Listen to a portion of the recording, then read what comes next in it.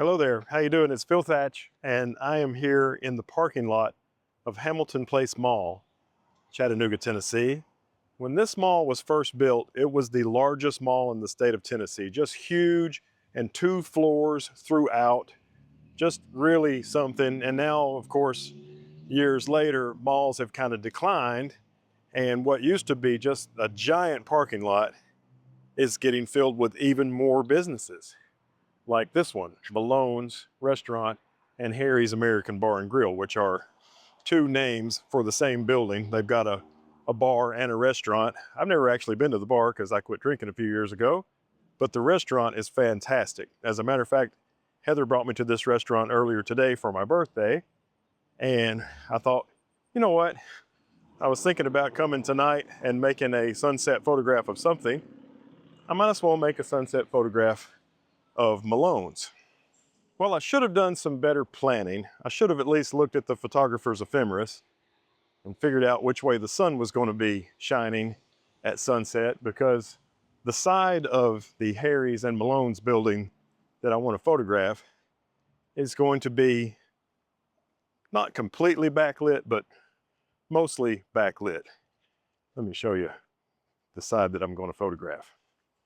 So this is the side that you see in the background now that I'm planning on photographing tonight. And what's cool about that being the most photogenic side is right now I'm stepping into a large field, just grass, probably 1.5 acres, maybe 2 acres worth of just grass. So I have lots of places that I can stand without worrying about cars being in my way or trees. And between myself and the restaurant, there's 1 row of parked cars, and I'm going to just embrace those being in the shot. The trouble of it is I was planning on getting some shots like at sunset and maybe a little bit before sunset, but seeing as how it's going to be backlit, I think all my shots are going to have to be slightly after sunset. And it looks like the signs that say Malone's and Harry's and Bourbon Bar and Steakhouse and Sushi and Bar.Grill are already lit up. So that's a good sign that they'll be lit up tonight when it gets dark. And I'm sure I'll be able to see light coming through those windows. And I've brought a different camera, which I'll show you soon. Right now it's about 6:15 and sunset's at 7:08. So I've got a little bit of waiting to do.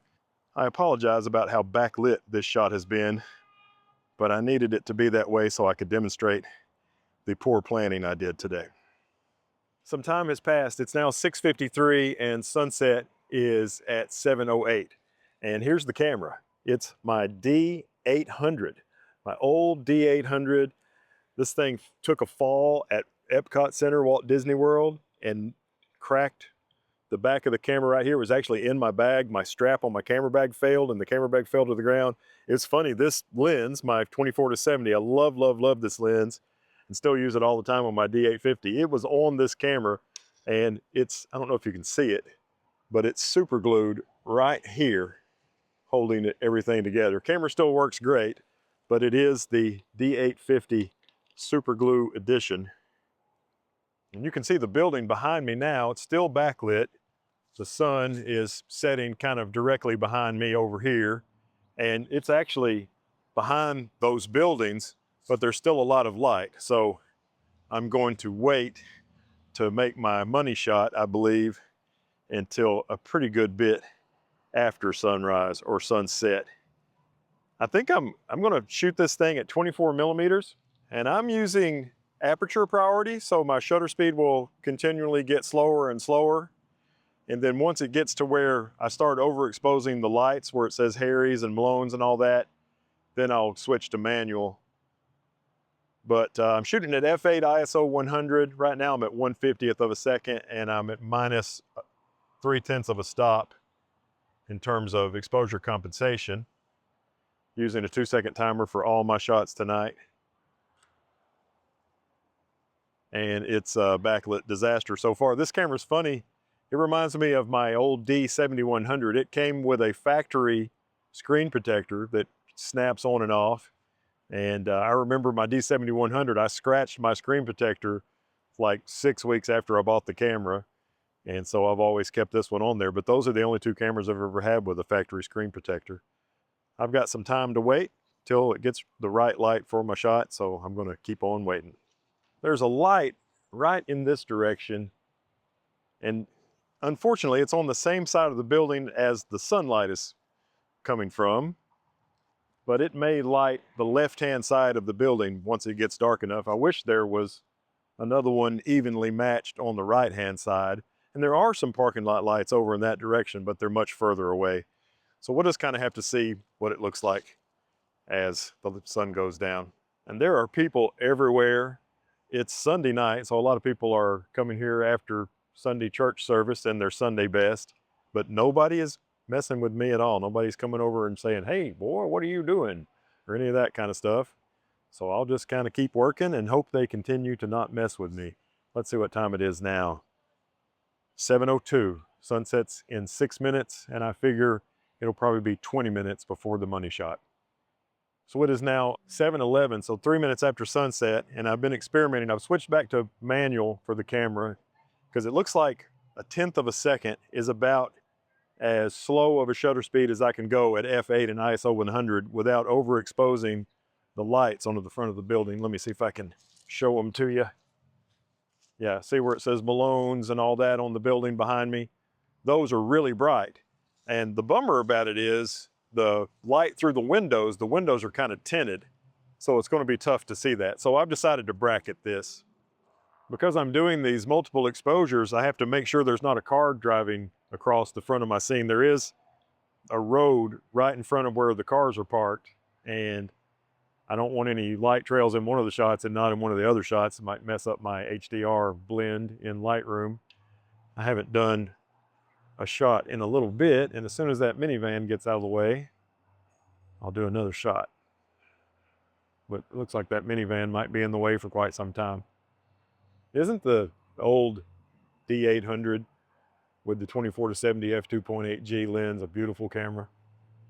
I am doing a 7-shot bracket now, which gives me 1 shot on my exposure that I've picked out to be just about right for the Malone's lights, and then 3 shots underexposed. One of them is 1 stop under, one is 2 stops under, and one is 3 stops under, and then 3 more shots overexposed. One is 1 stop overexposed, one is 2 stops overexposed, one is 3 stops overexposed, for a total of 7 shots.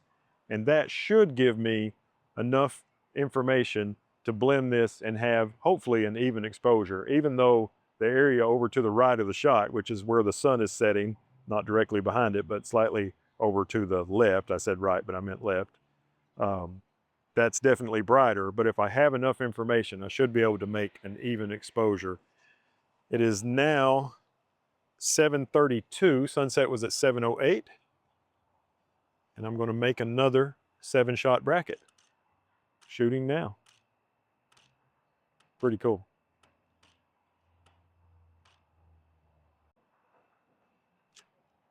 And now that's done, and I'll do another bracket with my hand in front of the camera so I can keep all these different brackets separate. I can know where one starts and where another one, or where one starts and where it ends, and then I don't get them mixed up between 2 different brackets.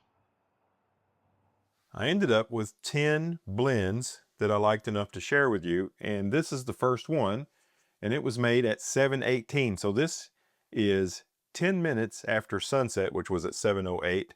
I was able to crop all of these to my favorite Nick Carver style aspect ratio, which is 3:1. And this one, the sky is pretty boring. So let's move on to the next one. So this is 7:18, and this one is just 3 minutes later, 7:21. And look at the difference in the sky in those 3 minutes. Another multi-shot blend. And I had my deghosting when I did my photo blend in Adobe Lightroom. I had my deghosting set to its maximum amount. So even though there's lots of people in front of the building, they all are just one. But anyway, this one's pretty nice at 7:21. Let's look at the next one. This one is another 3 minutes later. This is 7:24. So just amazing how much the sky changes as the sun's going down. And there's not a cloud in the sky, and there's still lots of nice color in these. And the main thing that the high dynamic range, or the multiple exposures, was doing was making the bright side of the sky not incredibly brighter than the dark side of the sky. If you just did this with one shot, this part over here would be crazy overexposed and this part over here would be just black. But because I'm doing multiple exposures, I can blend them together and make the sky look even, which is more like what it looks like in person. This is 1 minute later at 7:25, and it is pretty similar to the previous shot. The color changes a little, and my next shot is 7:28. This is my favorite shot. This one is my favorite one. I think it gets a little worse as I go on after this, but I just love the color in the sky of this one. How way over here it's kind of almost yellow, and then we get all sorts of oranges and maybe some pinks, and then we got purples in the middle, and we go over to rich blues on the right hand side. I just love the way that turned out. And when I was mixing these pictures together, I didn't use some of the brightest ones. You know, I took shots that were way underexposed and shots that were way overexposed, and the very brightest of the overexposed shots I didn't mix in, because I found that when I did, these signs where it says Malone's and Harry's, they looked kind of like these lights. They were all not tight and sharp, and I didn't like that look. So that's something to think about when you're doing your HDR blends. So now this is 7:32, and this has a lot of great color as well. Matter of fact, in some ways it may have better color than this 7:28 shot, this 7:32 shot that we're looking at now. What I don't like about the 7:32 shot is there's some light reflected in this window that I'm not thrilled with. Otherwise, this could almost be my favorite shot. And now we'll look at the shot at 7:34. Another shot that looks really nice, but has problems with light reflected in this window. And here is a shot at 7:36, which still nice colors. It's just really cool the way the light changed and was beautiful as the night went on. It has some reflections in this window as well. And here is one at 7:38, which also has some reflected lights in this window that I'm not thrilled with. And here is one at 7:48. Now it's pretty much completely dark. It is still a little bit brighter over here, but we're mostly completely dark now. And look, the parking lot is starting to empty out as well here at 7:48 on a Sunday night. So 7:48, 7:38, 7:36, 7:34, 7:32, 7:28, 7:25, 7:24, 7:21, and my first shot at 7:18. And remember, sunset was at 7:08.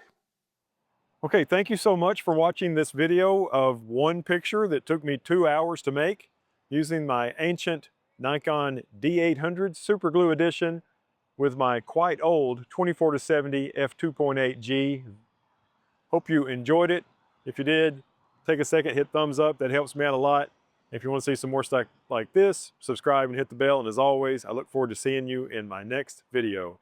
Bye-bye from a strange 1.5 acres or so of grass in the middle of a huge mall parking lot and restaurant, business, furniture store, just everything area.